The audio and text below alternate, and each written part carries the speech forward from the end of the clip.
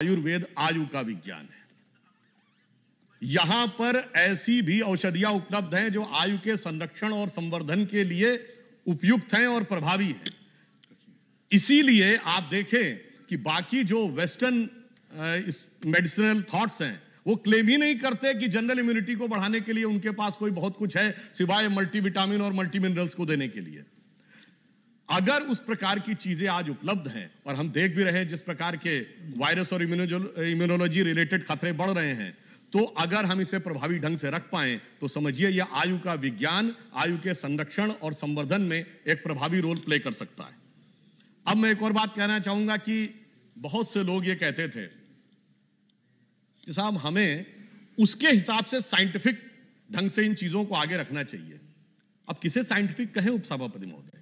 केवल 40-50 साल पहले की तो बात है जब यह कहा जाता था ये फूल पत्ती खा के कोई इलाज होता है, रेक्रोसिन, टेरामाइसिन, मेटासिन खाओ, आधुनिक बनो, नई नई मेडिसिन खाओ। आज 50 साल के अंदर हम आ गए go back to herbal medicine. तो भाई तब सही थी साइंस या अब सही है?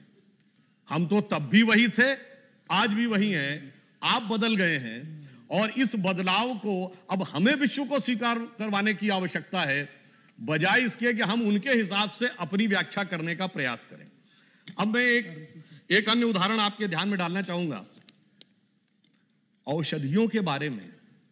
तो जैसा हमारे कई सम्मानित वक्ताओं ने बताया, बहुत से उदाहरण उपलब्ध हैं चरक से लेके और धन्वंतरी जी तक, परंतु जिसको सबसे बड़ी उपलब्धि माना जाता है वेस्ट की सर्जरी का जितना डिटेल्ड आयुर्वेद में उपलब्ध है, सुश्रुत संहिता में 180 चैप्टर हैं, 1100 डिजीजेज हैं, 121 इंस्ट्रूमेंट्स हैं, 650 मेडिसिन हैं जिनमें एनिमल, प्लांट और केमिकल सारे सोर्सेस से हैं और 300 से ऊपर प्रोसीजर्स हैं।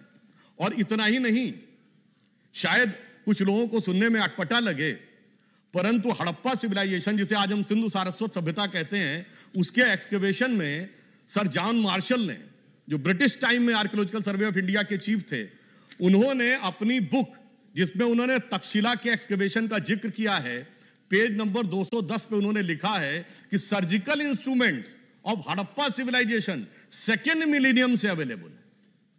और आज भी पाकिस्तान के पंजाब प्रोविंस के म्यूजियम में आप जाइए तो 5वीं शताब्दी ईसा पूर्व के सर्जिकल इंस्ट्रूमेंट रखे हैं। और पूर्व लोकसभा अध्यक्ष मीरा कुमार जी जब गई थी तो 2012 में उनके अखबारों ने इसको रिपोर्ट भी किया था।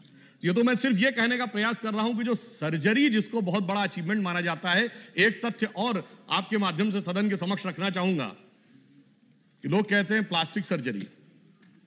लंदन से निकलने वाली एक बड़ी फेमस मैगजीन जिसका नाम था द जेंटलमैन, 1794 में, उसमें 2 डॉक्टर्स थॉमस क्रूजो और जेम्स पेंडिल ने बाकायदा एक आर्टिकल लिखा। उसमें क्या लिखा कि भारत के पुणे में, यह लंदन में छपी हुई मैगजीन है, 1794, और वो लिख रहे हैं भारत के पुणे में 1793 में एक व्यक्ति की नाक कट गई थी और उस नाक को जोड़ने की प्रक्रिया उन्होंने देखी आयुर्वेदिक सिस्टम से, and that was successfully done. ये उन्होंने रिसर्च पेपर पब्लिश किया।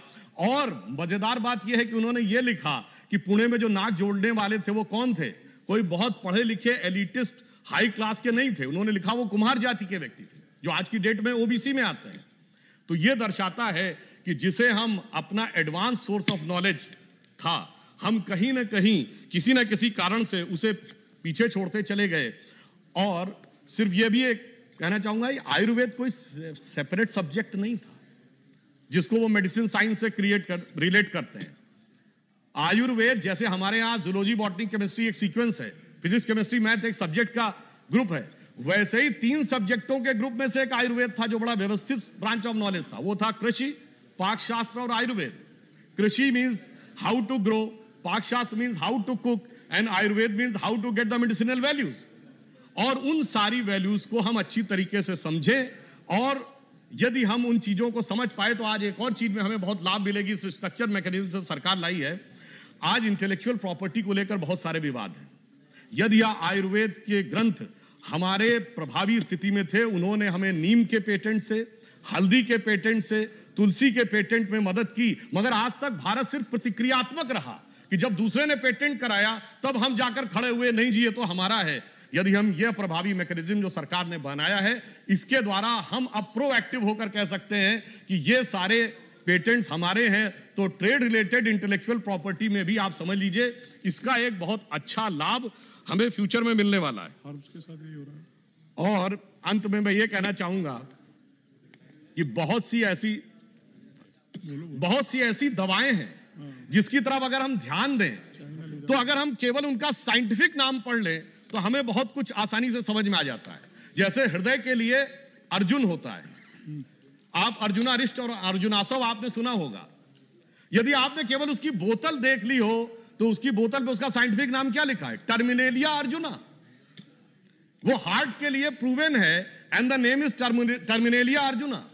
तो ये अपने आप में इस बात को दर्शाता है कि जो हम कह रहे थे, अब छोटी सी बात, कॉमन भाषा में तुलसी के लिए होली बेसिल शब्द प्रयोग होता है। अब होली शब्द तो अंग्रेजी ने दिया है ना, हमने तो नहीं दिया है, फिर भी कहीं ना कहीं यह स्वीकारोक्ति है कि इसके अंदर कुछ महत्वपूर्ण चीज है।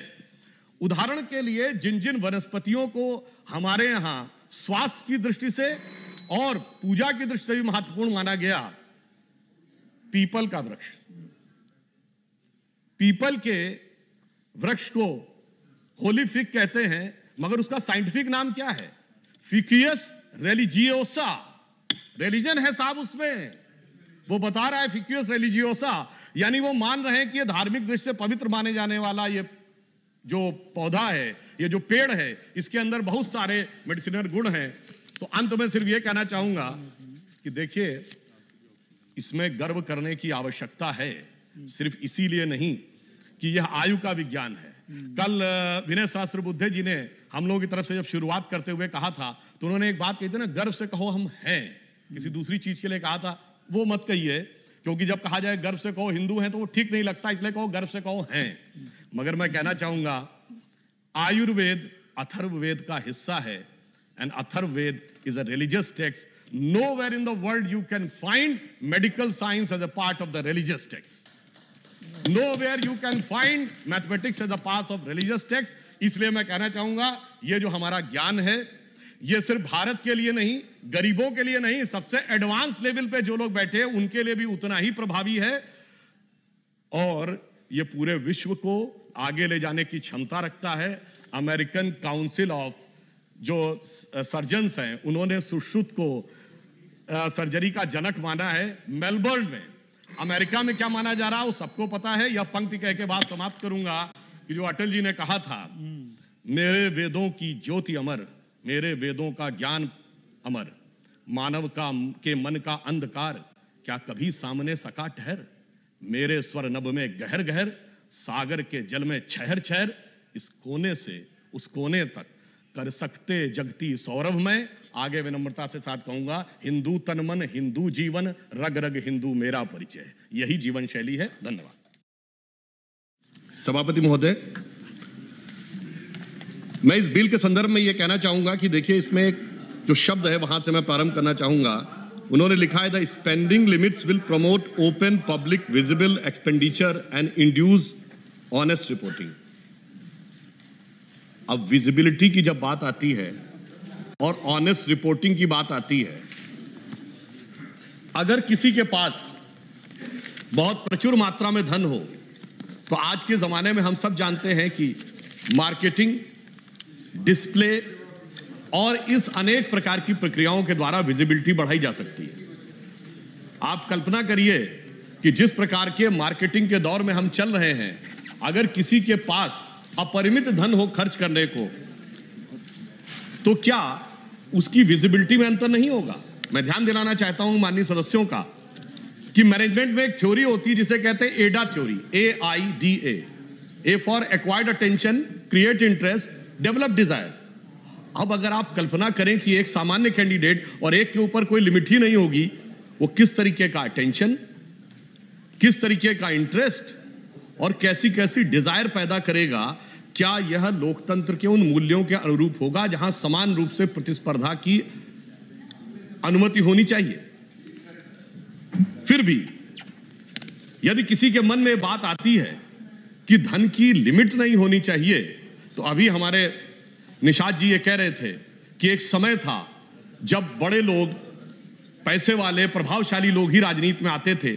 आज समाज के हर तबकों से लोग आते हैं, परंतु मैं इसे एक संयोग कहूं या विडंबना कहूं कि सबसे ज्यादा आर्थिक दृष्टि से संपन्न लोग आपको उन पार्टियों में मिलेंगे जो अपने को वंचित और शोषितों के स्वयंभू मसीहा कहते हैं। सबसे ज्यादा तेजी से 100 करोड़ों के मालिक होते हुए आपको उन पार्टियों में दिखेंगे जो कोई किसान मजदूर की बात कहता था, तो कोई गरीब गुरबा की बात कहता था, तो कोई वंचित शोषित की बात कहता था। तो यह भी देखना होगा, इसमें मैं उनकी गलती भी नहीं मानता है। जैसा इंटरेस्ट, जैसी डिजायर, वैसी डिजायर क्रिएट हो जाती है। इसलिए हमारा यह मानना है कि इस प्रकार का विधेयक संविधान की मूल भावना के अनुरूप नहीं है। और मैं अधिक समय न लेते हुए सिर्फ यह कहना चाहूंगा,